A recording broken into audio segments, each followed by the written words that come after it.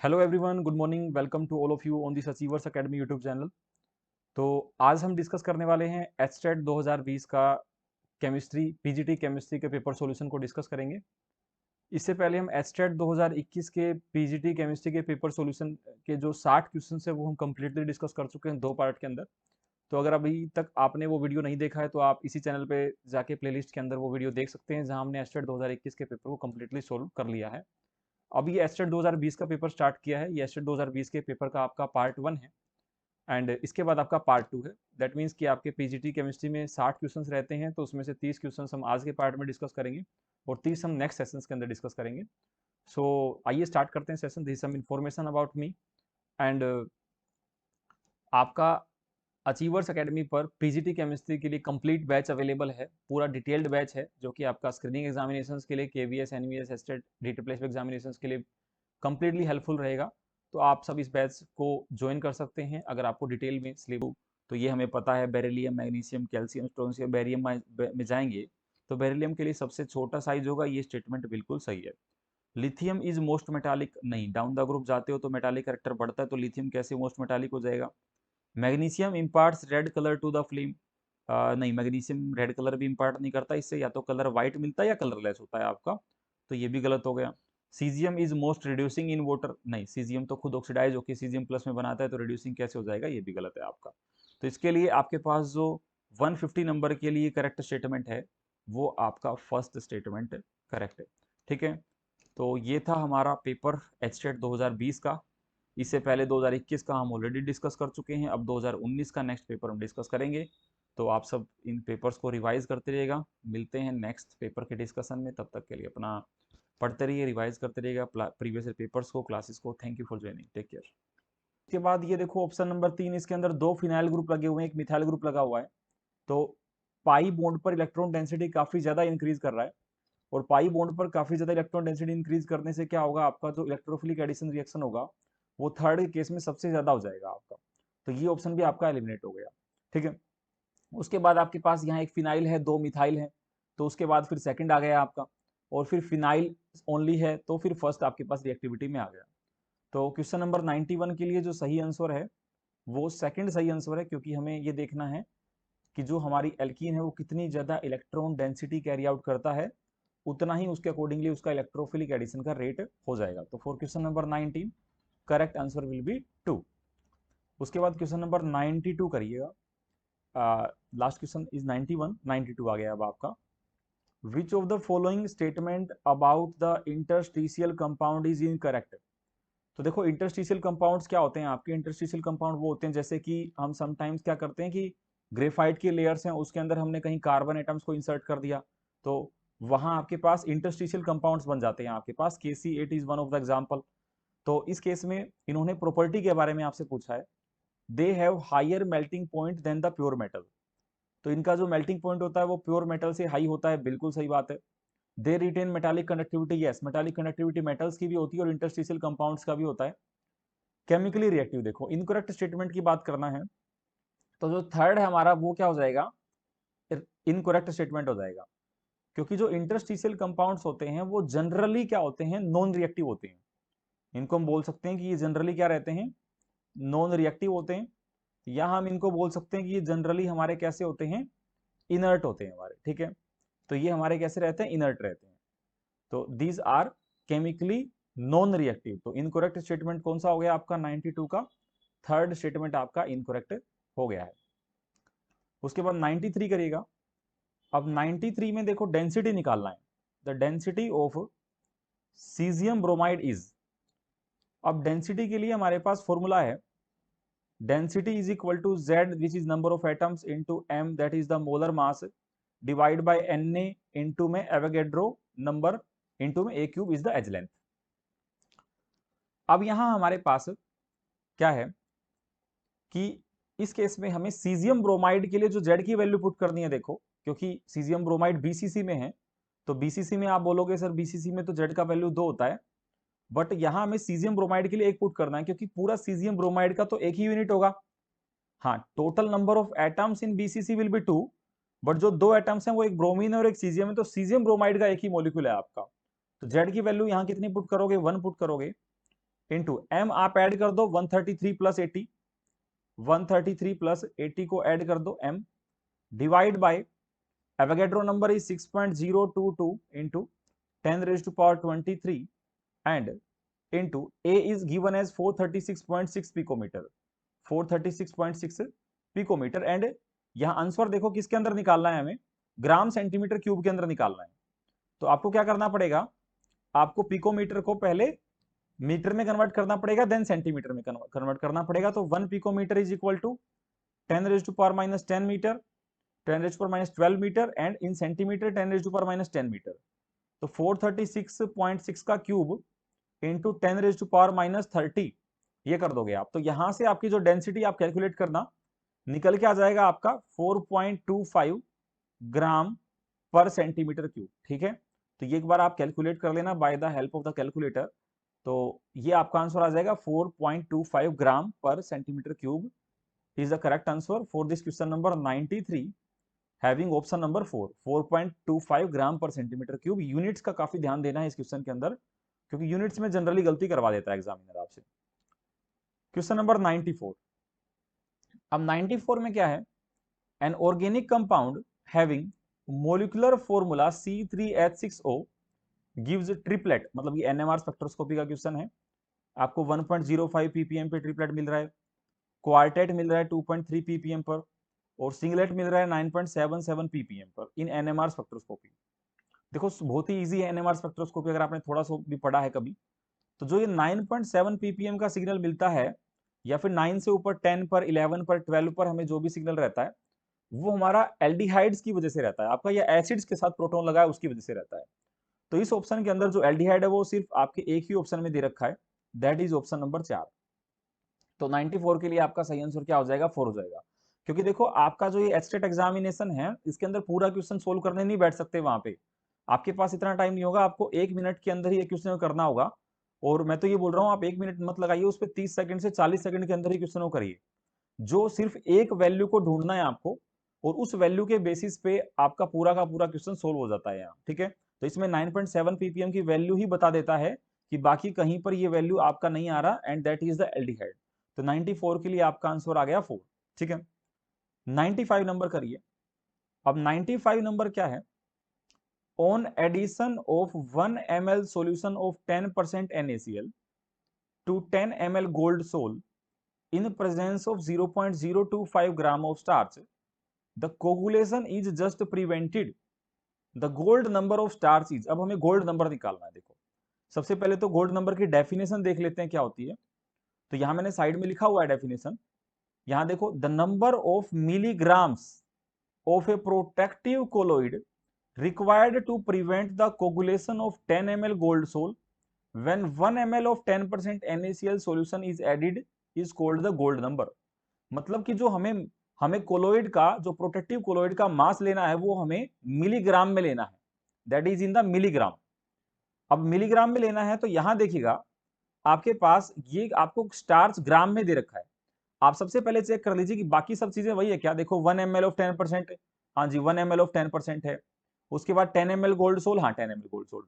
मतलब कि सीधी सी बात है, यहां से जो हम अपना ये जो वेट हमें गिवन है 0.025 ग्राम, अगर मैं इसको कन्वर्ट कर दूं मिलीग्राम के अंदर, तो that is the gold number only. हमें कुछ भी कैलकुलेशन इसके अंदर नहीं करनी है। आप डर जाओगे इसमें न्यूमेरिकल देख के कि न्यूमेरिकल है, हमें टाइम लगेगा, छोड़ देंगे, लेकिन कुछ नहीं करना।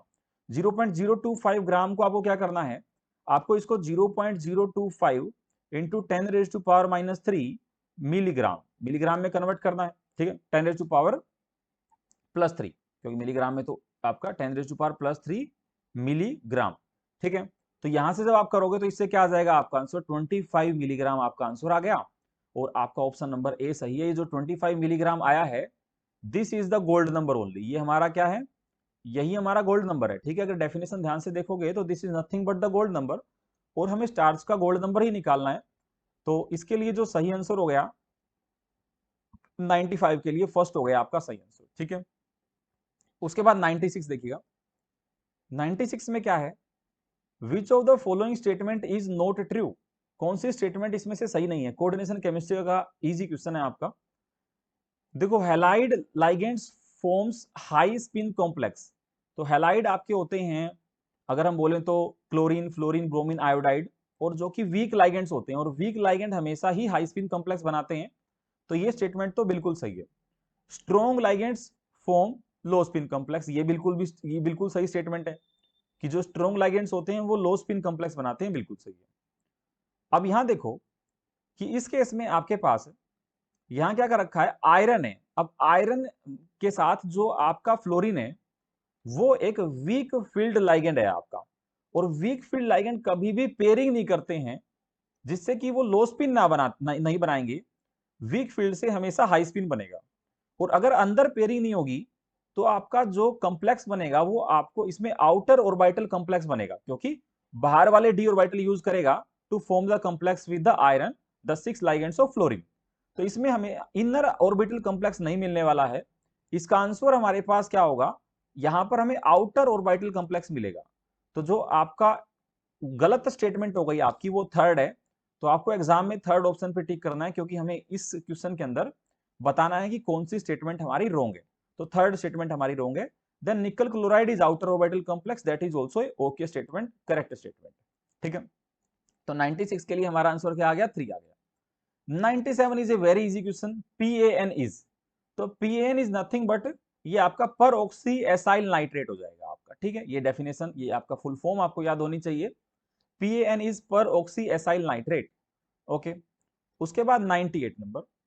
अब 98 नंबर क्या है, when HCl gas is passed through saturated solution of common salt, pure NaCl precipitated। देखो most of the question estate के जो होते हैं उनके अंदर ही आंसर गिवन होता है आपका। जैसे यहां इन्होंने बोल दिया कि NaCl आपका प्रेसिपिटेट हो गया, या तो हमें कैलकुलेट करना पड़ता कि प्रेसिपिटेशन हो रहा है या नहीं हो रहा है on the basis of the KSP values, तो वो एक बड़ा न्यूमेरिकल बन जाता। बट यहां इन्होंने बोल दिया NaCl प्रेसिपिटेट हो रहा है। और जब भी कभी कोई प्रेसिपिटेशन होता है आपका, जब भी कोई प्रेसिपिटेशन होता है, कोई भी प्रेसिपिटेशन होगा, तो आयनिक प्रोडक्ट आपका क्या हो जाएगा, आयनिक प्रोडक्ट आपका हमेशा बड़ा होता है as compare to the solubility product, as compare to the solubility product for the precipitation. This is the condition of precipitation. तो इस केस में जो ऑप्शन नंबर 3 है वो देखिए आप, ionic product of Na plus and Cl minus exceeds the solubility product of NaCl, that's why the precipitation occurs, because ionic product ज्यादा हो गया आपका solubility product से। तो इसके लिए आंसर क्या आ गया 98 के लिए 3 हमारा सही आंसर आ गया है। नेक्स्ट क्वेश्चन की तरफ बढ़ते हैं, 99 नंबर। 99 नंबर में क्या है, विच of the following has the highest magnetic moment. अब इसके लिए हमें कैलकुलेट करना पड़ेगा हाईएस्ट किसके अंदर होगा आपका मैग्नेटिक मोमेंट, मतलब कि अनपेयर्ड इलेक्ट्रॉन जिसके अंदर सबसे ज्यादा होंगे ना उसके अंदर हाईएस्ट मैग्नेटिक मोमेंट हो जाएगा। जैसे MnCN6, जल्दी जल्दी करना पड़ेगा एग्जाम में। 3 माइनस की बात करें तो Mn हमारा +3 ऑक्सीडेशन स्टेट के अंदर है, -3 और 6 प्लस Cn से आ गया तो +3, और Mn+3 कैसा सिस्टम हो जाएगा, D4। अब D4 सिस्टम के अंदर हमारा क्या बन जाएगा, 1 2 3 4, तो 1 2 3 और 4 और 5। अब देखो साइनाइड स्ट्रॉन्ग फील्ड लाइगेंड है तो ये पेयरिंग करवा लेगा, तो 2 लाइगेंड यहां साइनाइड के आएंगे और एक पेयर कर लेगा अंदर, तो कितने बचे इलेक्ट्रॉन, अनपेयर्ड हमारे पास 2 इलेक्ट्रॉन बचे, तो 2 अनपेयर्ड इलेक्ट्रॉन। तो यहां मैं लिख दूं कि इसमें इलेक्ट्रॉन कितने हैं, 2 अनपेयर्ड, जिसमें सबसे ज्यादा अनपेयर्ड इलेक्ट्रॉन होंगे उसका मैग्नेटिक मोमेंट सबसे ज्यादा होगा। अब आयरन CN6 3+ में जो आयरन की ऑक्सीडेशन स्टेट है वो कितनी है, आयरन +3 है, और आयरन +3 कैसा सिस्टम है, D5 सिस्टम है। अब D5 सिस्टम में 5 इलेक्ट्रॉन कैसे भरोगे आप, 1 2 3 4 5, तो 1 2 3 4 5, बट क्या हो जाएगा, साइनाइड स्ट्रॉन्ग फील्ड है तो पेयरिंग कर देगा, तो 2 तो अंदर जाके पेयर कर लेंगे। अब पेयर बनाएंगे तो क्या बन जाएगा आपका, पेयर बनाने के बाद एक अनपेयर्ड बच जाएगा। तो इस केस में मैं बोल दूं कि यहां हमारे पास एक अनपेयर्ड बचा, दैट इज 1 अनपेयर्ड इलेक्ट्रॉन, यहां 2 अनपेयर्ड इलेक्ट्रॉन, 2 अनपेयर्ड इलेक्ट्रॉन। उसके बाद आयरन FeF63 माइनस। अब FeF63 माइनस में क्या होगा, आयरन +3 में है, D5 सिस्टम है।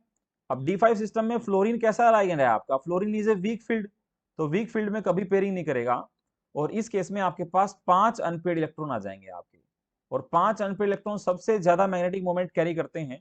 तो आपका जो आंसर आ जाएगा वो आपके पास थर्ड आपका सही आंसर हो जाएगा फॉर द क्वेश्चन नंबर 99। सही है जी। अब COF6 3- के लिए भी आप निकाल लेना, इससे कम ही रहेंगे आपके इलेक्ट्रॉन, क्योंकि उसमें दोबारा से पेयरिंग करना स्टार्ट हो जाएगा आपका। नेक्स्ट क्वेश्चन है question number 100, which is not true for a standard hydrogen electrode. कौन सी स्टेटमेंट सही नहीं है? देखो ये नोट वर्ड को जरूर ध्यान से पढ़ा करो, एग्जाम में गलती करवा देता है। The hydrogen ion concentration is 1 molar, बिल्कुल सही बात है। Temperature is 25 is also right. Pressure of hydrogen is 1 बार, ये तीनों स्टेटमेंट सही है। जो गलत स्टेटमेंट है वो आपकी फोर्थ है, it contains A metallic conductor which does not absorb hydrogen. ये गलत स्टेटमेंट है भाई, क्योंकि जो मेटालिक कंडक्टर होता है इसमें प्लेटिनम की वायर होती है, और प्लेटिनम की वायर आपका गुड कंडक्टर होता है, और वो एब्जॉर्ब करता है हाइड्रोजन को, उसके सरफेस पर हाइड्रोजन एब्जॉर्ब होता है। तो जो गलत स्टेटमेंट है वो आपका फोर्थ है। तो क्वेश्चन नंबर 100 के लिए जो हमारा सही आंसर हो गया वो 4 हो गया हमारा सही आंसर। सो अब नेक्स्ट क्वेश्चन है हमारा क्वेश्चन नंबर 101। अब क्वेश्चन नंबर 101 में क्या बोल रहे हैं, spin angular momentum for electron is. अब इलेक्ट्रॉन के लिए स्पिन एंगुलर मोमेंटम का डायरेक्ट फॉर्मूला हमारे पास होता है, that is root of S plus 1 h upon 2 pi. ठीक है, तो ये फॉर्मूला कहाँ गिवन है? ये फॉर्मूला ऑप्शन नंबर 1 के अंदर गिवन है। तो वन जो आपका आंसर है 101 के लिए ये सही हो गया। इसके बाद question number 102, which is the correct statement for PH3। अब देखो PH3 आपका ड्रैगो कंपाउंड है, याद रखना, this PH3 is a Drago compound. तो it is less basic than NH3। तो अगर हम डाउन द ग्रुप हाइड्राइड्स में जाते हैं 15th ग्रुप में, तो बेसिसिटी ऑब्वियसली कम होती है आपकी। तो ये बात सही है कि PH3 NH3 से कम बेसिक है, क्योंकि जितने भी हम नाइट्रोजनस बेसिस पढ़ते हैं वो ज्यादा बेसिक होते हैं आपके। तो फर्स्ट स्टेटमेंट इज करेक्ट, तो पहली स्टेटमेंट ही आपका क्या हो गया, सही आंसर हो गया। बाकी सब स्टेटमेंट को भी चेक कर लेते हैं। It is less poisonous than NH3 गलत है, क्योंकि आपका जो PH3 है वो ज्यादा पॉइजनस है एज कंपेयर टू NH3, और बॉन्ड एंगल NH3 में ज्यादा होगा एज कंपेयर टू PH3, क्योंकि PH3 ड्रैगो कंपाउंड है, तो अप्रोक्सीमेटली 90 के आसपास बॉन्ड एंगल होगा। तो ये दोनों रॉन्ग स्टेटमेंट हो गई। It does not show reducing property, इसके पास हाइड्रोजन होते हैं तो रिड्यूसिंग प्रॉपर्टी शो करता है, ये भी रॉन्ग स्टेटमेंट है। तो 102 के लिए जो सही आंसर है आपका वो फर्स्ट है। 103 103 number question, predict the product of the following reaction. तो देखो ये हमारा जो अमाइन है वो हमारा सेकेंडरी एरोमेटिक अमाइन है, और NaNO2HCl से हम क्या करते हैं, डाइएजोटाइजेशन करते हैं, लेकिन डाइएजोटाइजेशन प्राइमरी अमीन्स पे करते हैं। सेकेंडरी पे जब हम NaNO2HCl डालते हैं तो वहां से आपके पास क्या मिल जाता है, दैट इज NNO। ठीक है जी, नाइट्रोसामाइन मिलता है आपको, कि इस नाइट्रोजन पर आपके पास NNO लग जाता है आपका। डायरेक्टली आपको याद करना है, मैकेनिज्म थोड़ा बड़ा हो जाएगा। प्राइमरी पर आपका N2Cl बन जाएगा, सेकेंडरी पर आपका NNO बन जाएगा। तो 103 के लिए आपका आंसर हो गया सेकंड। उसके बाद 104 नंबर क्वेश्चन, यहां बोला गया है ट्राइक्लोरोएसिटल्डिहाइड CCl3CHO, जिसको ट्राइक्लोरोएसिटल्डिहाइड लिखा गया है, reacts with chlorobenzene in the presence of sulphuric acid produces. तो इससे क्या मिल रहा है? देखो यहां मैंने रिएक्शन लिख दिया आपके लिए, कि जो आपका ट्राइक्लोरोएसिटल्डिहाइड है, देखो ये क्या है आपका, दिस इज द ट्राइक्लोरोएसिटल्डिहाइड। ये हमारा ट्राइक्लोरोएसिटल्डिहाइड है। जब ये क्लोरोबेंजीन के दो मॉलिक्यूल के साथ रिएक्ट करता है, तो यहां से क्या बन जाता है, यहां से आपके पास ये कंपाउंड बन जाता है आपका, दिस इज द डाइक्लोरोबेंजीन, बीच में CH और Cl3। इसको क्या बोलते हैं, DDT बोलते हैं। देखो कभी कभी आपसे ये नाम से पूछ लेगा, कभी कभी स्ट्रक्चर से पूछ लेगा। तो यहाँ आपको स्ट्रक्चर से पूछ लिया है, तो CCl3 CH, that is your आपके पास डाइक्लोरो, दोनों साइड में क्या है, क्लोरोबेंजीन है, तो डाइक्लोरोबेंजीन। ठीक है, एंड आपके पास दिस इज CCl3। तो ये हमारा क्या है, ये हमारा DDT का स्ट्रक्चर है आपका, DDT that is the pesticide और इंसेक्टिसाइड जो हमारा रहता है, तो DDT का फॉर्मूला है ये आपका। अगर स्ट्रक्चर ना देगा तो नाम दे देगा फिर आपको 4 की DDT, या कोई और कंपाउंड्स देके पूछ लेगा इस रिएक्शन से कौन सा कंपाउंड बना है। तो याद होना चाहिए DDT और DDT का स्ट्रक्चर दोनों क्या है, dichlorobenzene and CHCl3 is DDT। उसके बाद 105 नंबर, 105 में क्या है, IUPAC name of the given compound is. अब इसके लिए हमें RS और EZ निकालना है। देखो क्योंकि ये सेंटर है डबल बॉन्ड का जहां EZ निकाल सकते हैं, और ये सेंटर है जहां RS निकाल सकते हैं। तो आप क्या करो, आप यहां पर ये EZ निकाल लो। जैसे फर्स्ट प्रायोरिटी किसको आ जाएगी, ब्रोमीन को, एंड यहां पर आपके पास जो फर्स्ट प्रायोरिटी होगी ये आपका मिथाइल को मिल जाएगा। तो दोनों फर्स्ट प्रायोरिटी सेंटर्स कहाँ है, सेम साइड में है। तो सेम साइड के लिए हम क्या वर्ड यूज करते हैं, जेड यूज करते हैं। तो यहाँ पर अगर मैं नंबरिंग करूँ 1 2 3 4, तो 4 नंबर पे क्या आ रहा है आपका, जेड आ रहा है। अब 4 पे जेड यहाँ आ रहा है, यहाँ नहीं आ रहा है, यहाँ भी नहीं आ रहा और यहाँ भी नहीं आ रहा। आपका आंसर क्या हो गया, ए हो गया। कंप्लीट आईयूपीएसी मत करना, क्योंकि उससे आपको फिर टाइम वेस्ट होगा आपका। इसमें ट्राई करो जितना मिनिमम एफर्ट के साथ आंसर निकल जाए। तो 4 पे जेड आपका 105 के लिए एक आंसर सही आ गया, क्योंकि एस्टेट में हमें 1 मिनट में एक ही क्वेश्चन को करना है, उससे भी कम टाइम में। 106 नंबर, तो 106 में क्या है, C6H5CH2OH HBr then KCN then H3O+। तो इससे के लिए क्या होगा आपका, तो इसको हम कुछ इस तरह से लिख सकते हैं कि C6H5CH2OH, तो ये CH2OH आ गया।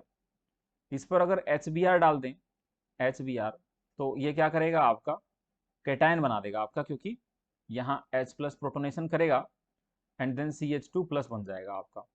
उसके बाद KCN अगर डाल देंगे तो KCN आपका, ये Cn- आपका यहाँ पॉजिटिव चार्ज पे चला जाएगा, तो ये आपका बना लेगा CH2CN। और उसके बाद अगर हम हीट कर दें और H3O+ से हाइड्रोलिसिस कर दें, तो जो Cn है, वो जो Cn का हाइड्रोलिसिस होता है वो किस में हो जाता है, COOH में कन्वर्ट हो जाता है। तो यहाँ से क्या रहेगा, यहाँ से आपका CH2C डबल बॉन्ड OH बन जाएगा। देखो ये बेंजोइक एसिड नहीं है, याद रखना। समटाइम्स हम क्या करते हैं एग्जाम में, कंफ्यूजन के लिए एग्जामिनर ने बेंजोइक सबसे पहले दिया है, बट ये आपका फिनाइल, और फिर ये दो कार्बन को इथेन बोलेंगे, तो this is the phenyl ethanoic acid है आपका ये। तो इसका जो सही आंसर होगा वो हमारा 2 होगा, phenyl ethanoic acid. Benzoic acid नहीं होगा, बेंजोइक एसिड में तो बेंजीन के बाद directly C double bond OH लगेगा। तो 106 नंबर क्वेश्चन के लिए आपका जो सही आंसर हो गया वो सेकंड हो गया आपका। नेक्स्ट क्वेश्चन क्या है, 107, 107 number, which of the following reaction is not involve in thermite process. अब बेसिकली जो थर्माइट प्रोसेस है वो क्या रहता है कि उसके अंदर हम एल्यूमिनियम पाउडर यूज करते हैं एज ए रिड्यूसिंग एजेंट, और किसी भी मेटल ऑक्साइड को हम क्या करते हैं, उसमें रिड्यूस करते हैं, और जो आपका एल्यूमिनियम है वो ऑक्सीडाइज हो जाता है एल्यूमिनियम ऑक्साइड में। तो इसीलिए याद रखना कि थर्माइट प्रोसेस में एल्यूमिनियम मेटल को as a reducing agent use करते हैं। तो देखो इस प्रोसेस के अंदर मैग्नीज के साथ यूज किया गया एल्यूमिनियम, क्रोमियम के साथ एल्यूमिनियम यूज किया गया है, यहाँ बोरोन के साथ एल्यूमिनियम यूज किया गया है। तो ये प्रोसेस तीन तो सही है आपकी, इसमें कोई दिक्कत नहीं है आपकी। लेकिन यहाँ पर जो ये थर्ड प्रोसेस है इसमें एल्यूमिनियम को यूज ही नहीं किया गया है, एल्यूमिनियम प्रोडक्ट साइड में बता रहा है ये। तो थर्माइट प्रोसेस में ऐसा नहीं होता कि एल्यूमिनियम प्रोडक्ट साइड में हो आपका, रिएक्टेंट साइड में ही एल्यूमिनियम रहेगा, क्योंकि aluminium as a metal as acts as a reducing agent. तो 107 के लिए इन्होंने पूछा कौन सी प्रोसेस थर्माइट के लिए नहीं होगी, तो आंसर क्या हो जाएगा 107 के लिए, 3 नंबर हो जाएगा आपका। 108 नंबर देखिए, विच of the following is not A resonating structure for the phenoxide ion. अब ध्यान से देखना है बस इन सब स्ट्रक्चर्स को आपको। तो इसमें अगर आप ध्यान से देखोगे तो आपका जो फोर्थ नंबर स्ट्रक्चर है वो आपका सही आंसर हो जाएगा, क्योंकि देखो कार्बन पर 5 बॉन्ड तो कभी होते नहीं है, और इस कार्बन पर देखो 2 डबल बॉन्ड यहाँ, 2 डबल बॉन्ड यहाँ, और एक आपका सिंगल बॉन्ड यहाँ। मतलब ऐसा तो पॉसिबल हो ही नहीं सकता कि कार्बन पर 5 बॉन्ड हो, तो ये वाली रेजोनेंस स्ट्रक्चर पॉसिबल नहीं होगी। इस पे टिक करो और आंसर पे बढ़ जाओ आगे। 108 के लिए फोर्थ आंसर सही होगा। उसके बाद 109, 109, hair cream is an example of which of the following type of colloid. तो ये सरफेस केमिस्ट्री में आपको कोलॉइड्स वाले चैप्टर के अंदर एक टेबल दे रखा है, वो डायरेक्टली आपको याद करना है।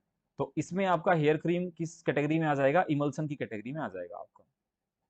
110 number, product formed in the following pericyclic reaction will be.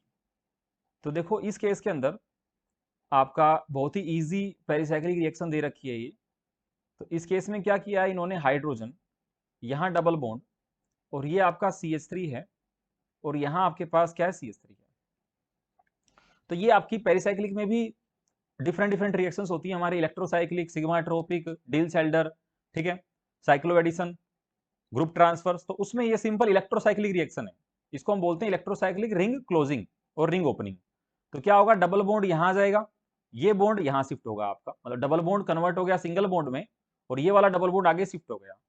तो इससे क्या होगा, ये रिंग बन जाएगी 4 मेंबर्ड रिंग, डबल बॉन्ड यहाँ बना, और यहाँ क्या है CH3, और यहाँ क्या है CH3, एक ही सिंगल स्टेप रिएक्शन है। एक्चुअली डिफिकल्ट तब बनता है जब इसमें सीरो केमिस्ट्री पूछता है आपसे, बट इसने सीरो केमिस्ट्री पूछा नहीं है, तो this is a very easy question. With the help of the options we can also eliminate the other options. तो इसके लिए जो सही आंसर आ रहा है, डबल बॉन्ड यहाँ है और मिथाइल दोनों दूसरे कार्बन पर हैं, तो आंसर आपका ए सही आ गया 110 नंबर क्वेश्चन के लिए।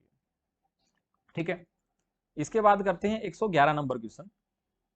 तो 111 नंबर क्वेश्चन में क्या है, विच of the following is right for diprotic acid. अब डाइप्रोटिक एसिड में क्या होगा, जहां आपके पास दो प्रोटॉन्स होंगे और उन दोनों के लिए अलग अलग एसिड डिसोसिएशन कांस्टेंट होगा, तो वहां याद रखिएगा कि first acid dissociation constant is always higher than the second dissociation constant.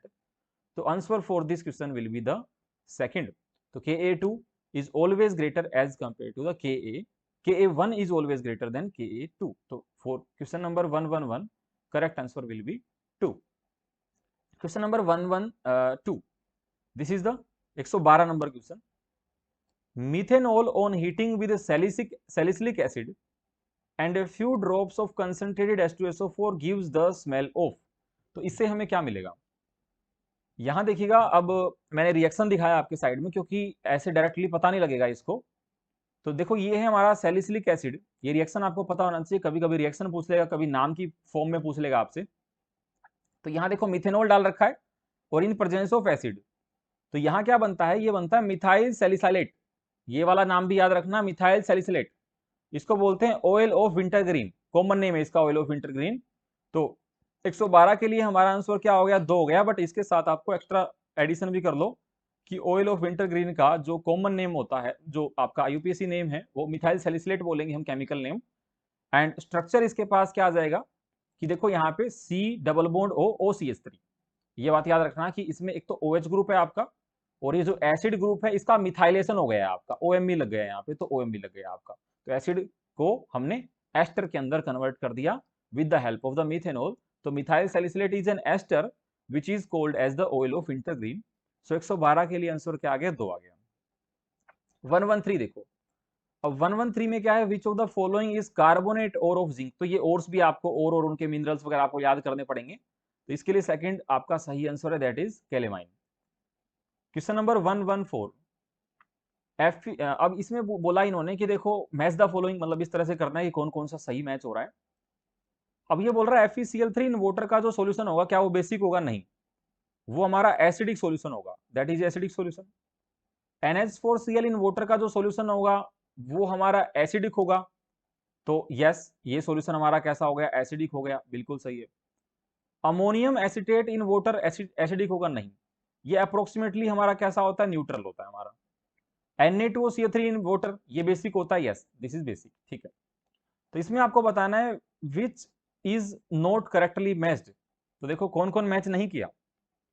एक तो आपका जो ऑप्शन नंबर ए है ये गलत है, और ऑप्शन नंबर सी गलत है आपका, बी ने मैच कर लिया और डी ने मैच कर लिया।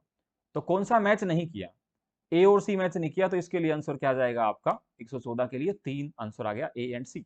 बेसिकली अमोनियम एसिटेट से भी कर सकते थे आप। अमोनियम एसिटेट जनरली हम बफर सॉल्यूशन यूज करते हैं, पीएच ऑलमोस्ट न्यूट्रल के आसपास वाटर के अंदर इसका रहता है, तो यहाँ पर आपके पास इससे भी आप कर सकते थे, बट ठीक है, अगर कंप्लीट कंसेप्ट पता है then also you can go with the option number 3।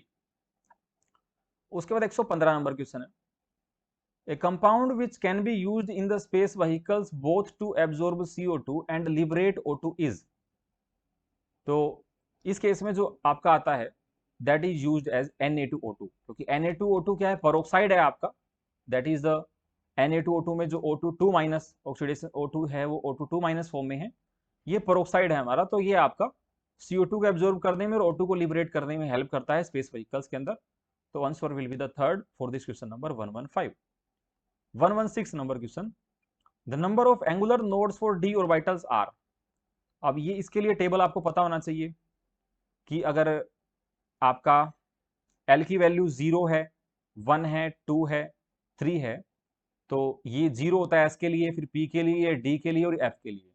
तो ये जो L की वैल्यू होता है यही हमारा क्या होता है, एंगुलर नोड्स होता है। This is the angular node. Radial node हमारा n-l-1 होता है, टोटल नोड हमारा n-1 होता है, बट एंगुलर नोड हमारा L होता है। तो अब D के लिए बताना है, तो D के लिए वैल्यू क्या आ रही है, 2 आ रही है आपकी। तो आपका आंसर क्या हो गया for the question number 116, the correct answer will B third, जो कि 2 है आपका। तो 2 नोड होंगे हमारे एंगुलर नोड्स। 117 नंबर क्वेश्चन देखो, a factory produces 40 kilogram of calcium in 2 hours by electrolysis, how much aluminium can be produce by the same current in 2 hours. देखो time भी सेम है, करंट भी सेम है, मतलब तो फैराडे सेकंड लॉ लगेगा आपका। अगर टाइम अलग होता और करंट भी अलग होता तो फैराडे फर्स्ट लॉ लगता हमारा, बट अभी हमारा फैराडे सेकंड लॉ लगेगा।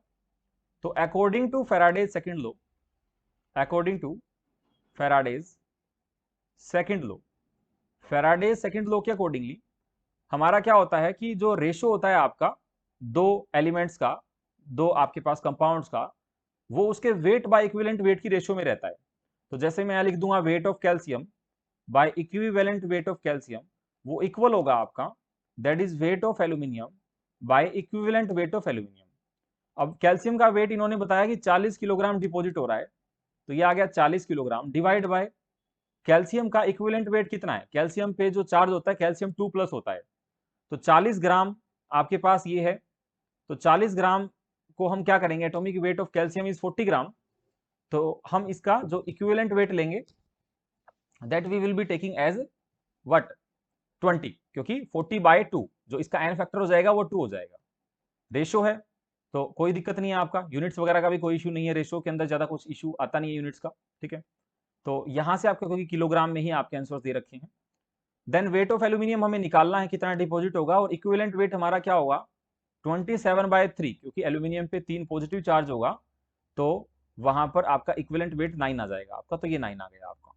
तो यहां से 40 इंटू 9/20 हम करेंगे, that will B weight of aluminium, और ये हमारा आ गया 18 किलोग्राम, ठीक है। तो फैराडे सेकंड लॉ के बेसिस पर आपको ये कैलकुलेशन करना था, और इसके लिए जो आंसर है वो 18 किलोग्राम आपका सही आंसर है। क्वेश्चन नंबर 118, अब ये पीरियडिक प्रॉपर्टीज का काफी आसान क्वेश्चन है। Which of the following properties of alkali metal increases as the atomic number rises or increases? जैसे जैसे एटॉमिक नंबर बढ़ेगा तो वैसे वैसे क्या प्रॉपर्टी आपकी इंक्रीज होगी। तो आप ऐसे याद रख लो कि देखो डाउन द ग्रुप जाते हैं तो क्या होता है आपका, down the group atomic number बढ़ता है, सेल बढ़ता है, तो वहां क्या क्या बातें होती हैं। Metallic character down the group क्या होता है आपका, इंक्रीज होता है, बिल्कुल सही है। आयनिक रेडियस नीचे की तरफ जाते हैं डाउन द ग्रुप तो इंक्रीज होता है। मेल्टिंग पॉइंट हम डायरेक्टली नहीं बोल सकते इंक्रीज होता है, क्योंकि मेल्टिंग पॉइंट आपका इंटरमोलिकुलर फोर्सेज पे डिपेंड करता है, जैसे कि हाइड्रोजन बॉन्डिंग हो गई या कुछ और फोर्सेज हो गई, तो नीचे की तरफ ना ज्यादा होने की बजाय ऊपर हो सकता है ज्यादा हो, because of the hydrogen bonding, जैसे 16th ग्रुप में भी होता है और 15th ग्रुप में भी होता है आपका। तो डेंसिटी हमारा डाउन द ग्रुप जाओगे तो आपके पास क्या होगा, इंक्रीज करेगा आपका, ठीक है। देन आयनाइजेशन एंथैल्पी, यहां हमारे पास क्या होगा, ionisation enthalpy will also decrease, मतलब आयनाइजेशन एंथैल्पी हमारा डिक्रीज करेगा, मेल्टिंग पॉइंट हमारा इंक्रीज नहीं करेगा, कोई इरेगुलर ट्रेंड हो सकता है, और आयनाइजेशन एंथैल्पी का ट्रेंड भी हमारा क्या होगा, that will be also a irregular, मतलब इंक्रीज करेगा down the group, down the group decrease करेगा। जिसका बड़ा साइज होगा उसके लिए आयनाइजेशन एंथैल्पी की वैल्यू कम रिक्वायर्ड होगी हमें। तो यहाँ हमारा आंसर हो जाएगा ए, बी और डी। तो 118 नंबर क्वेश्चन के लिए जो सही आंसर है that is A, B and D correct answer है आपका। उसके बाद 119 number question 119, alkali metal dissolved in liquid ammonia, then which of the following observation is not true? तो सोडियम इन लिक्विड अमोनिया के लिए कौन सा ऑब्जर्वेशन ट्रू नहीं है। It becomes bronze colour on concentration, बिल्कुल सही है। Solution turns blue due to the solvated electron, this is also the correct statement. अब होता क्या है कि सोडियम इन लिक्विड अमोनिया जो सॉल्यूशन होता है वो हमारा पैरामैग्नेटिक नेचर का होता है, that is paramagnetic nature, diamagnetic नहीं होता वो। तो 119 के लिए जो सही आंसर आ जाएगा वो 3, क्योंकि हमें गलत स्टेटमेंट बतानी है कौन सी सही नहीं है। हाँ, कंडक्टिंग सॉल्यूशन होता है, ये भी स्टेटमेंट बिल्कुल सही है। 120 नंबर क्वेश्चन हमारा है, what will be the solubility product of AX3। अब AX3 को जब डिसोसिएट करोगे तो ये आपका डिसोसिएट होगा, अगर मैं बात करूंगा तो A3+ में प्लस 3 ऑफ X- में। हमें यहाँ के स्टोइचोमेट्रिक कोएफिशिएंट देखने हैं। इसके लिए फॉर्मूला बता देता हूं मैं आपको, शॉर्ट फॉर्मूला, कि अगर आपको KSP निकालना है तो आप फॉर्मूला याद रख लो, x की पावर x, y की पावर y और s की पावर x प्लस y। ये x है यहाँ का स्टोइचोमेट्रिक कोएफिशिएंट, y है यहाँ का स्टोइचोमेट्रिक कोएफिशिएंट। तो 1 की पावर 1 इंटू 3 की पावर 3 इंटू s की पावर 1 प्लस 3, तो कितना हो गया 27 s की पावर 4। तो KSP की वैल्यू क्या आ गई 27 s power 4, and the correct answer for this question number 120 is first. तो ये देखो एस्टेट में आपका हमने 90 से 120 क्वेश्चंस को डिस्कस कर लिया है, क्योंकि आपका जो जनरल सेक्शन रहता है वो 90 क्वेश्चंस तक रहता है। फिर उसके बाद 91 से लेके 150 तक आपके केमिस्ट्री क्वेश्चंस आते हैं। तो उसके अंदर से हमने ये 30 क्वेश्चंस इस पार्ट 1 के अंदर डिस्कस कर लिए हैं। अब पार्ट 2 के अंदर हम 121 टू 150 क्वेश्चंस डिस्कस करेंगे इस एस्टेट 2020 के पेपर के। तो मिलते हैं आप सबके साथ नेक्स्ट सेशन के अंदर, पार्ट 2 के अंदर। तब तक के लिए आप सब ये सॉल्यूशंस करते रहिए और अपना प्रैक्टिस करते रहिए। Thank you for joining, take care. Hello everyone, welcome to all of you and start करते हैं आज का सेशन। तो प्रीवियस जो पार्ट था आपका एस्टेट 2020 का, जो सॉल्यूशंस हम डिस्कस कर रहे थे पार्ट 1 के अंदर, तो वहाँ हमने 91 से 120 क्वेश्चंस को डिस्कस कर लिया था। अब आपका इस पार्ट के अंदर डिस्कस करेंगे 121 टू 150 क्वेश्चंस को। तो टोटल आपके फिर 60 क्वेश्चंस हो जाएंगे। आइए स्टार्ट करते हैं फर्स्ट क्वेश्चन से, जो कि क्वेश्चन नंबर है 121 पार्ट 2 का।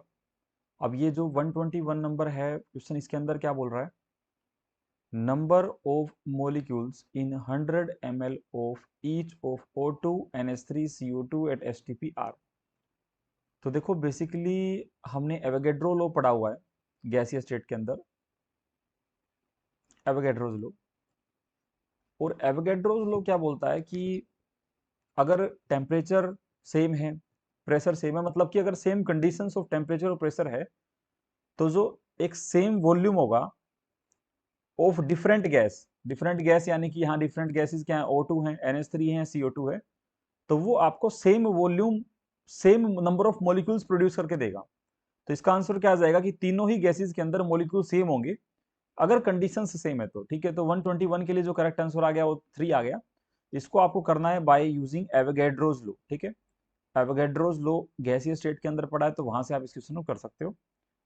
122, the shape of copper ammonia 4SO4 is. तो इसके लिए शेप कैसा हो जाएगा आपका? स्क्वायर प्लेनर हो जाएगा। इसकी जो ज्योमेट्री होती है आपकी, मतलब जो हाइब्रिडाइजेशन हम बोलते हैं इसकी, दैट इज sp2d हाइब्रिडाइजेशन बोलते हैं।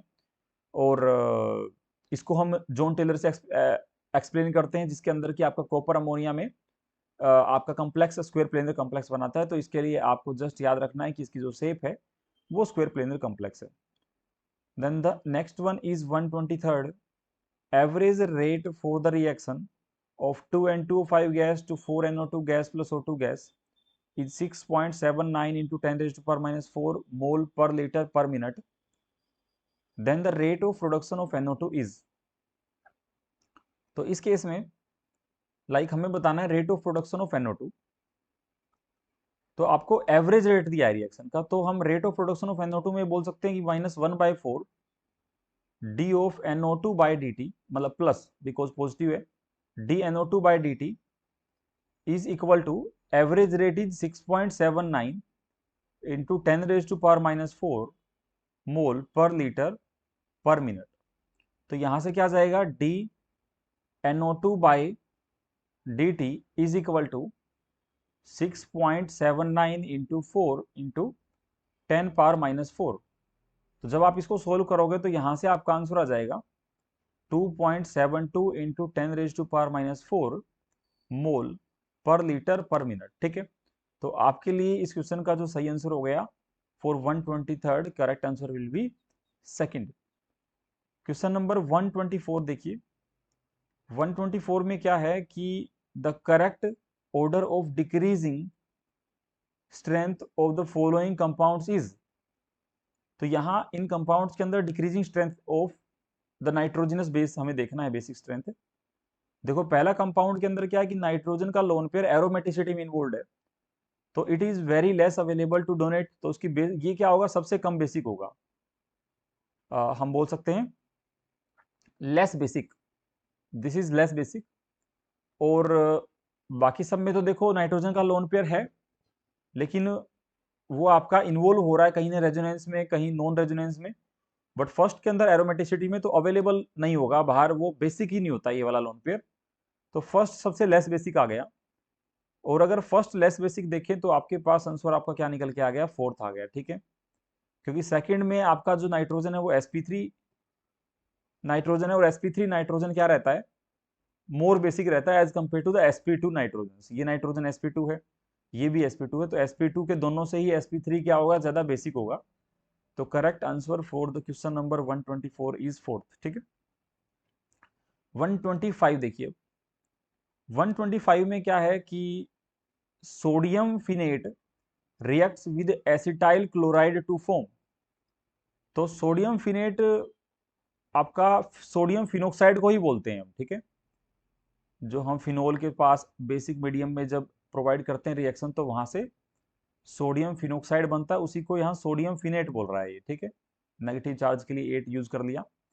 साथ में अगर एसिटाइल क्लोराइड है जो कि CH3C डबल बॉन्ड OCl है, तो यहां से क्या होगा, यहां से एक रिएक्शन हो जाएगी, that is just the substitution of Cl by the OCO-CH3 group. तो ये क्या बन जाएगा आपका OCO-CH3, और ये अटैक करके यहां से Cl को इस तरह से और ये निकाल देगा आपका। तो यहां हमारे पास जो कंपाउंड बना, इसका नाम क्या है, इसका नाम है phenyl acetate. This is phenyl acetate, ठीक है। तो ये फिनाइल एसिटेट है, तो इसका आंसर क्या हो गया, थर्ड आंसर बिल्कुल सही हो गया, फिनाइल एसिटेट। क्वेश्चन नंबर 126 देखिए अब। 126 के अंदर क्या है, 126, which one of the following compound is most reactive toward SN1 reaction. SN1 reaction में कौन सबसे ज्यादा स्टेबल है, जो कार्बोकेटाइन सबसे ज्यादा स्टेबल होगा वो SN1 रिएक्शन सबसे ज्यादा रिएक्टिव होगा। तो यहां देखो कार्बोडाइन बनाओगे तो ये स्टेबल है दो बेंजीन रिंग के रेजोनेंस से, ठीक है। यहां कार्बोडाइन बनाएंगे ब्रोमीन को हटा के, तो ये स्टेबल है एक बेंजीन की रिंग का रेजोनेंस है और एक CH3 का 3 हाइड्रोजन का hyper conjugation.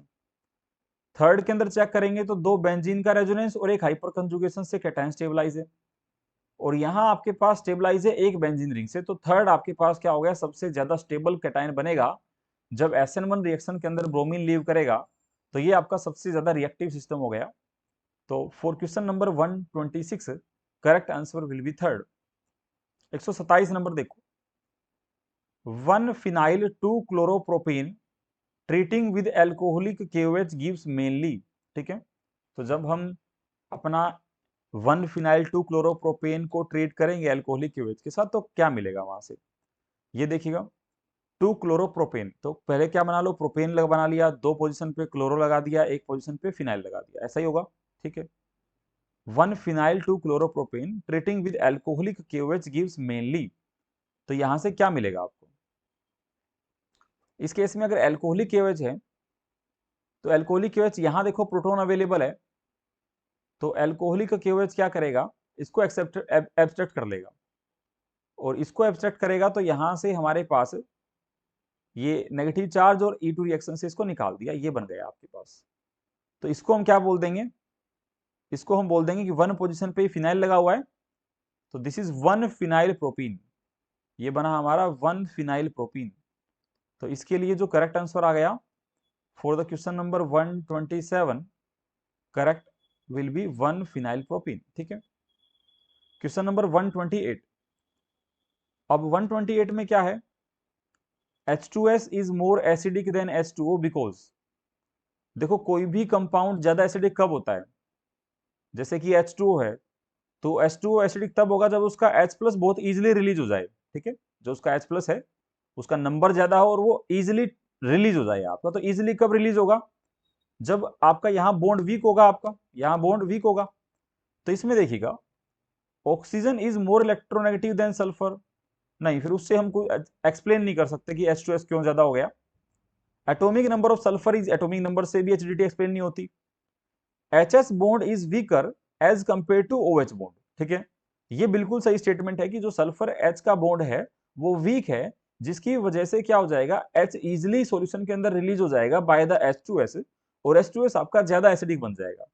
OH bond is weaker as compare to SS bond, ये भी गलत है आपका। तो इस क्वेश्चन के लिए 128 के लिए थर्ड ऑप्शन आपका सही आ गया। 129 देखिए, अब 129 कहां गया हमारा, ओके।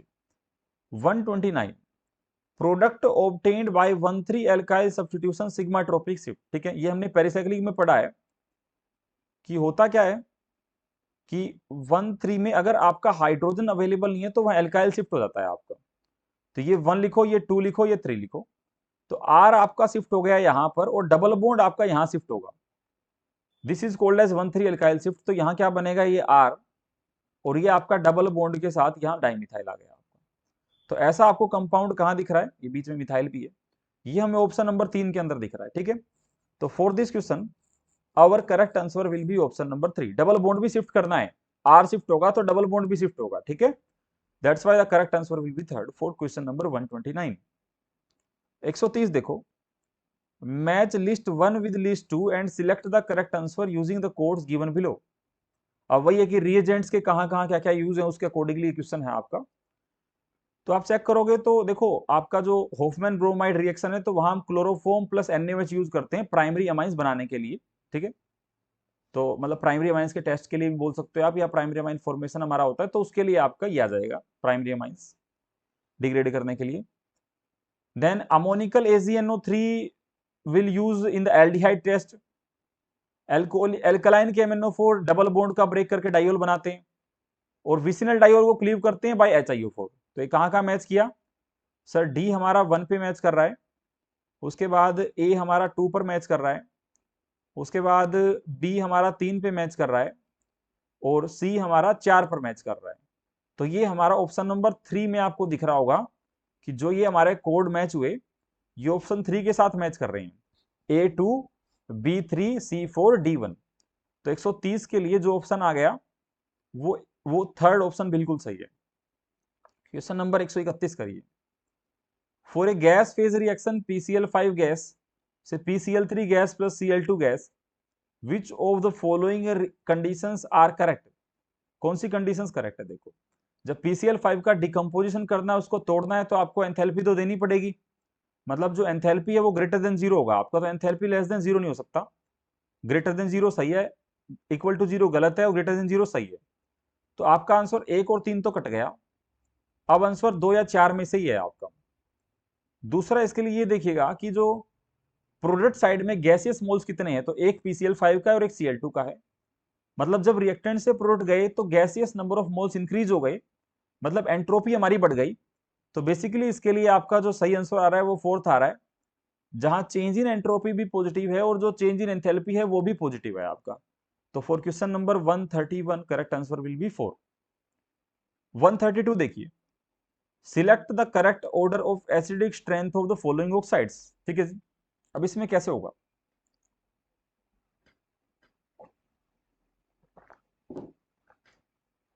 जैसे कि आप क्या करो, कोई भी ऑक्साइड है तो उसकी ऑक्सीडेशन स्टेट से आप बता सकते हो कि वो कितना एसिडिक है या नहीं है।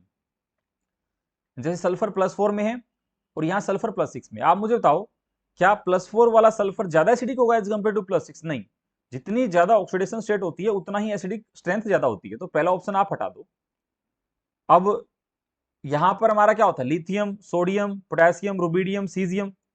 तो क्या सीजियम का ऑक्साइड ज्यादा एसिडिक है? नहीं।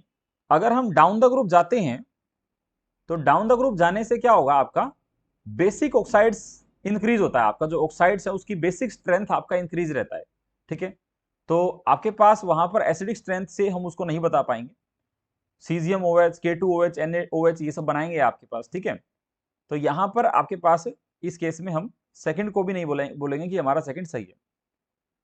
उसके बाद आप देखो यहां पर अपना थर्ड, तो थर्ड के लिए क्या है, 132 में कार्बन की ऑक्सीडेशन स्टेट +4 है, उसके बाद आपके पास नाइट्रोजन का +5 है और बोरोन का +3। तो क्या +5 वाला कम एसिडिक होगा +4 से? ये भी गलत हो गया आपका।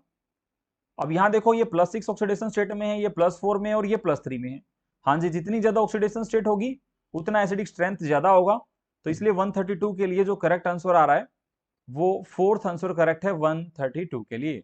तो 132 के लिए जो सही आंसर है वो फोर्थ है आपका, क्योंकि higher the oxidation state higher will be the acidic strength of the oxides. 133 करो। अब 133 में क्या है, E+S Ka Ka-ES। तो यहां बोल रखा है what is the concentration of enzyme substrate complex by applying steady state approximation. तो आपको सिर्फ एंजाइम सबस्ट्रेट की कंसेंट्रेशन ही बतानी है with the help of the SSC। तो कंसेंट्रेशन ऑफ एंजाइम सबस्ट्रेट को हम ऐसे लिख सकते हैं, जिसमें कि जो पहले स्टेप में एंजाइम है एंजाइम सबस्ट्रेट कॉम्प्लेक्स है वो प्रोडक्ट साइड में है, तो हम ये बोलेंगे कि Ka of E into S minus, अब इनवर्स रिएक्शन के लिए Ka डैश ऑफ ES, क्योंकि अब कंज्यूम हो रहा है तो माइनस आ गया, और Kb minus Kb of ES, इतना लिख दोगे, क्योंकि सेकेंड रिएक्शन के लिए भी एंजाइम सबस्ट्रेट कॉम्प्लेक्स कंज्यूम हो रहा है आपका। अब applying steady state approximation, applying steady state approximation, तो होता क्या है कि जो कंसंट्रेशन ऑफ ES है वो जीरो हो जाएगा विद रिस्पेक्ट टू टाइम, तो यहां क्या बन जाएगा आपका Ka of E of S minus Ka prime that is ES minus K of B of ES is equal to 0। तो यहां क्या करेंगे, Ka of E of S equal to Ka prime of ES plus Kb of ES, ठीक है। तो यहाँ ES की concentration निकाल लो कॉमन लेके, तो E ऑफ S की कंसंट्रेशन निकालोगे तो Ka of E of S by Ka prime plus Kb, बोलो यही आया। तो कहाँ दिखाई ऑप्शन आपको, ये ऑप्शन हमें Ka Kb ऊपर नहीं है, Ka K prime Kb ES, हाँ, तो ऑप्शन नंबर 2 आपका सही है। Ka by Ka dash Kb ये भी नहीं है और ये भी नहीं है आपका, तो इस क्वेश्चन के लिए जो 133 के लिए आपका सेकंड ऑप्शन सही है। इस तरह से डिराइव कर लोगे तो आपका आंसर आ जाएगा। 134 देखिए, the pH of blood 7.26 to 7.42 is maintained by buffer, तो ये आपका कार्बोनिक एसिड और कार्बोनेट बफर होता है आपका, तो इसके लिए आपका आंसर क्या आ जाएगा, फर्स्ट सही आ जाएगा, जो कि 7.4 के आसपास के pH को मेंटेन करता है। 135 के लिए क्या है, following characteristics absorption bands in IR spectrum of an organic compound having this formula, तो strong band at 3300 centimetre inverse, देखो 3300 सेंटीमीटर इनवर्स के आसपास जो बैंड मिलता है वो आपको ऑप्शंस में देखे तो हमें OH बॉन्ड मिलेगा, जो 3200 3300 3400 3500 3600 के आसपास आपको स्ट्रॉन्ग बैंड मिलता है, तो एल्कोहल वाले OH की वजह से होता है। ये तो ठीक है, मतलब इतना हमें पता लग गया यहाँ से कि OH एल्कोहल का है। मीडियम इंटेंसिटी बैंड ये तो CH की वजह से मिलता है, और बाकी ये भी आपके पास इस तरह से हैं जिनसे भी हमें CH डबल बॉन्ड वगैरह से मिल जाते हैं, सिंगल बॉन्ड से मिल जाते हैं। अब इसके लिए अगर ये वाला जो बैंड है ना, ये बता रहा है कि हाँ हमारा एल्कोहल है, और एल्कोहल आपके पास सिर्फ ऑप्शन नंबर 1 में ही दे रखा है, जो कि सेकंड है। इसमें देखो ये डाइमर दे रखा है, डाइमर के थ्रू होगा तो फिर 3300 पे स्ट्रॉन्ग बैंड नहीं आएगा, ब्रॉड बैंड आएगा आपका। ईथर के लिए सिर्फ ये वाला 1050 वाला आएगा, 3300 वाला मिसिंग होगा आपका, ठीक है। केटायन के लिए बैंड वगैरह कुछ डिस्कशन करेगा नहीं, तो आंसर यहाँ पर जो ठीक है आपका वो सेकंड आंसर सही है इस क्वेश्चन के लिए। तो 135 में सिर्फ आपको बैंड की वैल्यूज पता होनी चाहिए, और उसके बेसिस पे आप डायरेक्टली ऑप्शंस में जाओगे और कौन सा बैंड है उसको देख के टिक कर दोगे according to the functional group, ठीक है। तो 135 के लिए आपका क्या आंसर सही हो गया, आपका 2 आंसर सही हो गया, सेकंड आंसर सही है 135 नंबर क्वेश्चन के लिए। तो नेक्स्ट क्वेश्चन देखिए, अब आपका नेक्स्ट क्वेश्चन है 136। 136 के नंबर क्वेश्चन के अंदर क्या है कि how many proton NMR signals will be obtained respectively in following compounds, तो कंपाउंड्स के अंदर प्रोटॉन NMR सिग्नल्स कितने हैं। जैसे अगर इस क्वेश्चन के अंदर देखें तो ऑप्शन नंबर ए में ये 9 प्रोटॉन्स आपका एक सिग्नल देंगे, यहाँ से 3 हाइड्रोजन का एक सिग्नल मिल जाएगा, तो इसमें टोटल सिग्नल कितने मिलेंगे, 2 सिग्नल मिलेंगे, तो 2 यहाँ है और यहाँ है, और इसमें कोई दूसरा और फोर्थ में नहीं है।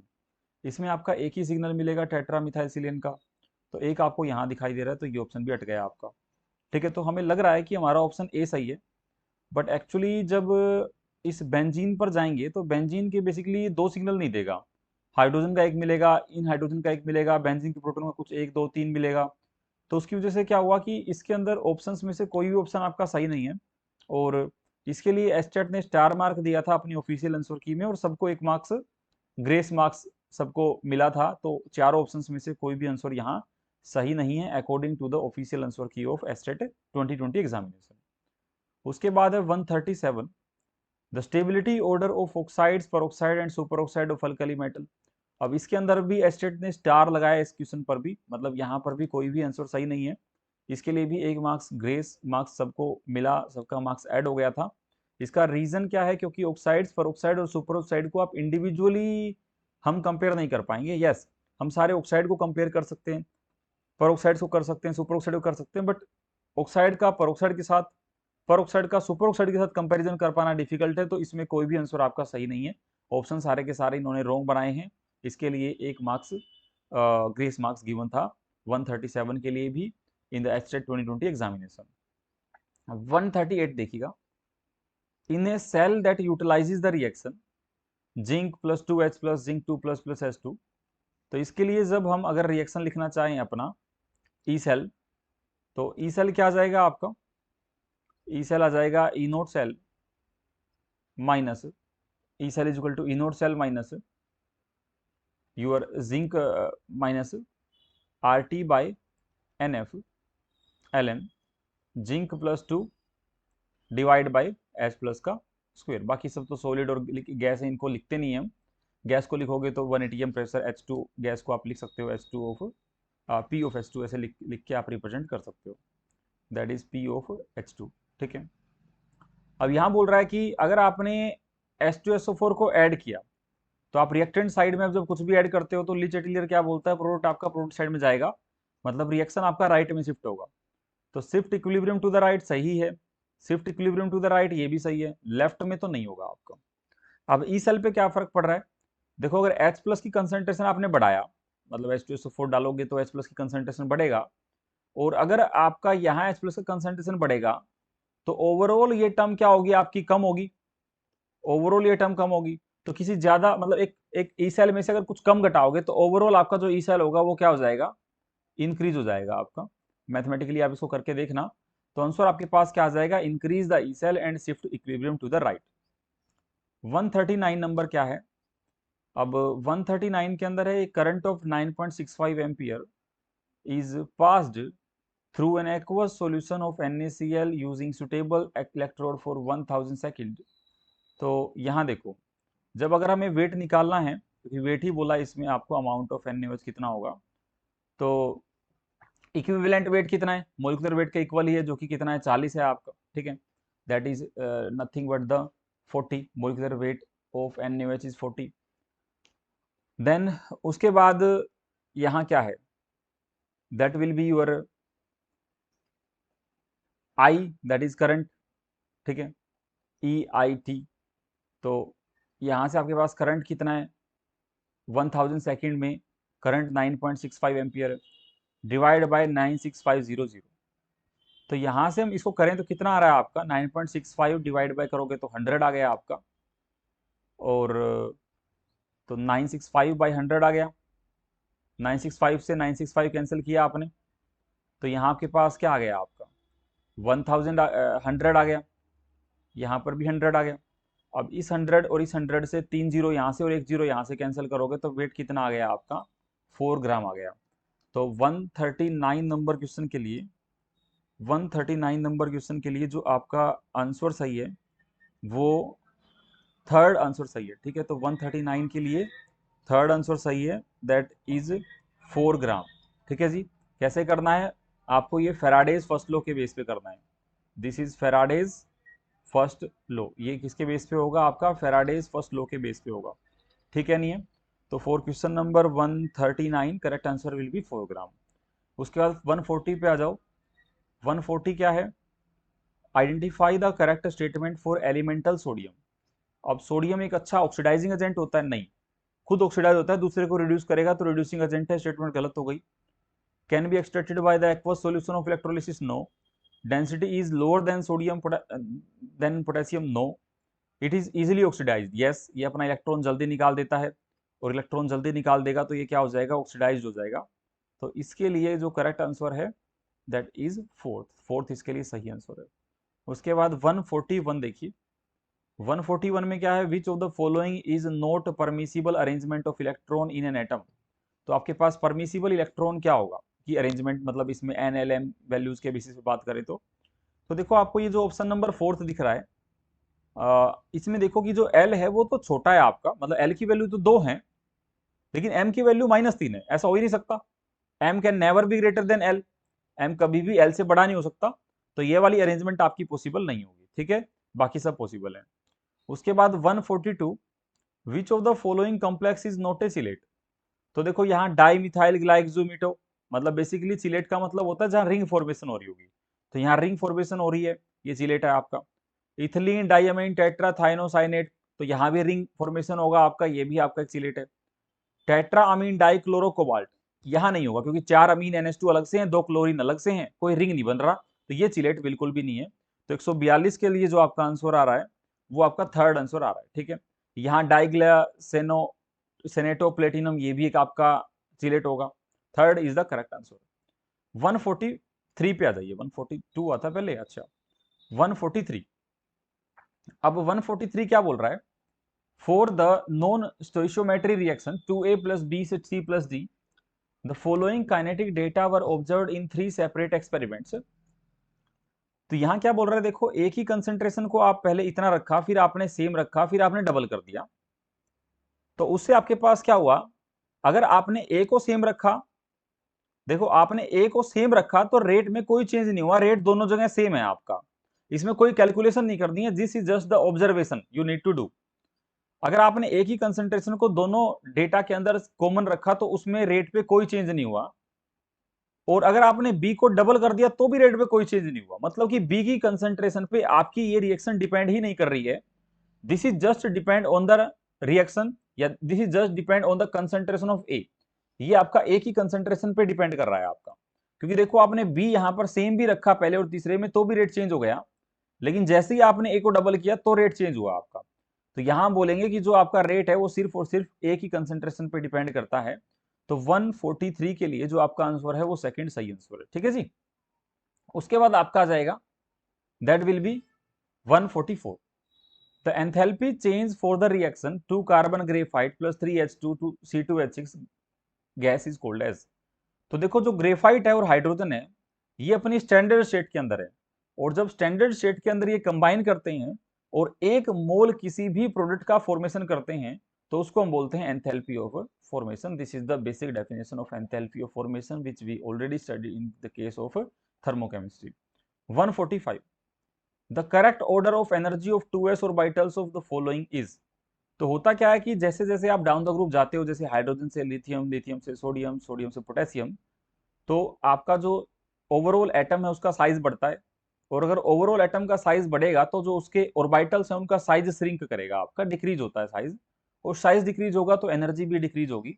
That means down the group जाते हैं तो एनर्जी आपकी एक सेम ऑर्बिटल के लिए डिक्रीज होती है, तो हाइड्रोजन के लिए सबसे ज्यादा होगी, देन लिथियम के लिए, देन सोडियम के लिए, देन पोटेशियम के लिए। 146, what is the molar concentration of chloride ion in the solution obtained by mixing 300 ml of 3 molar NaCl and 200 ml of 4 molar BaCl2? इसके लिए बताना है आपको, ठीक है।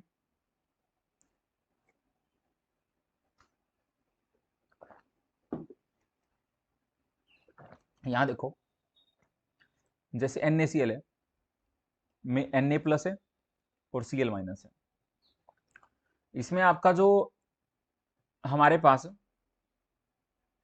NaCl है वो 3 मोलर है विद 300 ml, यही तो है आपका, तो 3 इंटू 300 ऐसा कर सकते हैं हम, कितना आ जाएगा यहां से,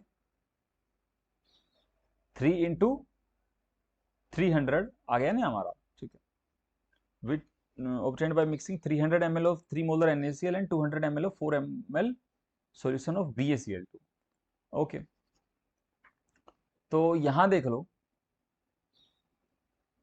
कि हम इसमें मिल इक्विवेलेंट निकाल लें पहले, मिल इक्विवेलेंट, तो 3 into 300 plus 4 into 200 divide by 300 plus 200, ठीक है, कितना आ जाएगा, 3 इंटू 3 900 प्लस 800 डिवाइड बाय 500, तो कितना आ गया आपका ये 1700 डिवाइड बाय 500, 17, अच्छा सॉरी सॉरी BaCl2 है ना, मतलब 2 मोल क्लोरीन के आएंगे आपके, रुको रुको ये मैंने चेक ही नहीं किया, दूसरी रिएक्शन लिखा ही नहीं मैंने, ये भी तो है आपका BaCl2 है, तो BaCl2 में जो क्लोरीन की कंसेंट्रेशन होगी वो डबल होगी ना, क्योंकि 2 ऑफ क्लोरीन माइनस आयंस आ रहे हैं आपके, ठीक है, तो क्लोरीन माइनस आयंस कितने आ रहे हैं आपके पास, 2 ऑफ क्लोरीन माइनस आयंस आ रहे हैं, तो यहाँ पे क्या होगा आपके पास, इस केस में हम ऐसे करेंगे कि 3 मोलर है आपका कितने में 300 ml में,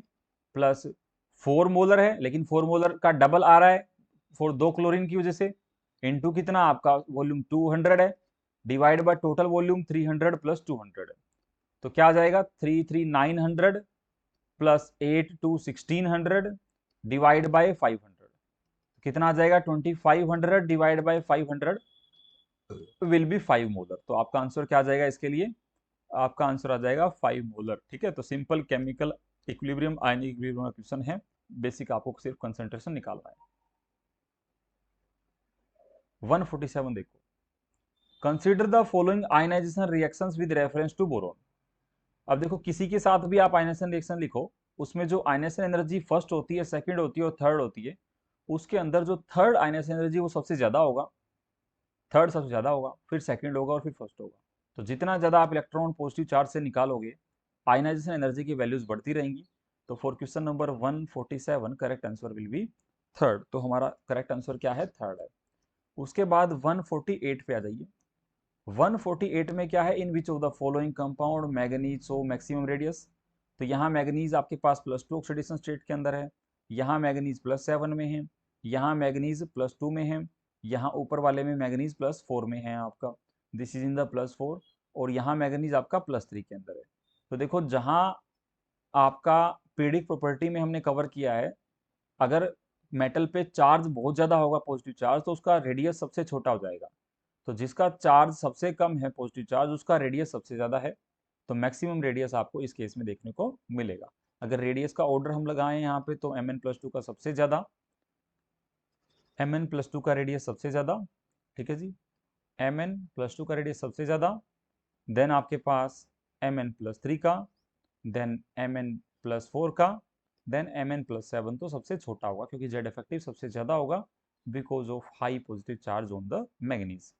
149 देखिए, अब 149 में क्या है, 75% of a first order reaction was found to complete in 32 minutes, when will 50% of the same reaction complete। देखो अगर फर्स्ट ऑर्डर रिएक्शन की बात करें, तो जो 75% रिएक्शन कंप्लीट होता है, वो आपका 2t½ के अंदर होता है कंप्लीट। ठीक है जी, 2t½ के अंदर, मतलब जब 2t½ का टाइम लगेगा, तब आपका 75% रिएक्शन कंप्लीट होता है। तो मतलब हम ये बोल देंगे जो हमारा 2t½ है, वो हमारा 32 मिनट है, वो हमारे पास 32 मिनट है। तो जो आपका t½ हो जाएगा, वो 32/2 होगा, which is 16 minutes, which is 16 minute. और आपको क्वेश्चन में यही पूछा है कि आपका 50% ऑफ द रिएक्शन कब कंप्लीट होगा। तो ये आपने t½ निकाल लिया है कि 50% ऑफ द रिएक्शन हमारा 16 मिनट में कंप्लीट होगा। ठीक है, तो एचटेट में देखो टाइम बहुत कम है, वहां 1 मिनट से भी कम में आपको एक क्वेश्चन करना भी होता है, उसको OMR के अंदर फिल भी करना है। तो आपको शॉर्ट मेथड्स के थ्रू ही अपने न्यूमेरिकल्स को करना पड़ेगा, and to get more and more score in the subject of your chemistry. ठीक है, 150 नंबर। अब 150 नंबर क्वेश्चन क्या है, last question of this paper. Which of the following statement is correct for S block element. Beryllium has smallest atomic size in group 2। तो ये हमें पता है, beryllium, magnesium, calcium, strontium, barium में जाएंगे तो बेरिलियम के लिए सबसे छोटा साइज होगा, ये स्टेटमेंट बिल्कुल सही है। लिथियम इज मोस्ट मेटालिक, नहीं, डाउन द ग्रुप जाते हो तो मेटालिक कैरेक्टर बढ़ता है, तो लिथियम कैसे मोस्ट मेटालिक हो जाएगा। Magnesium imparts red colour to the flame, नहीं, मैग्नीशियम रेड कलर भी इम्पार्ट नहीं करता, इससे या तो कलर व्हाइट मिलता है या कलरलेस होता है आपका, तो ये भी गलत हो गया। Caesium is most reducing in water, नहीं, सीजियम तो खुद ऑक्सीडाइज होकर सीजियम प्लस में बनाता है, तो रिड्यूसिंग कैसे हो जाएगा, ये भी गलत है आपका। तो इसके लिए आपके पास जो 150 नंबर के लिए करेक्ट स्टेटमेंट है, वो आपका फर्स्ट स्टेटमेंट करेक्ट है। ठीक है, तो ये था हमारा पेपर एचटेट 2020 का। इससे पहले 2021 का हम ऑलरेडी डिस्कस कर चुके हैं, अब 2019 का नेक्स्ट पेपर हम डिस्कस करेंगे। तो आप सब इन पेपर्स को रिवाइज करते रहिएगा, मिलते हैं नेक्स्ट पेपर के डिस्कशन में, तब तक के लिए अपना पढ़ते रहिए, रिवाइज करते रहिएगा प्रीवियस पेपर्स को, क्लासेस को। Thank you for joining, take care.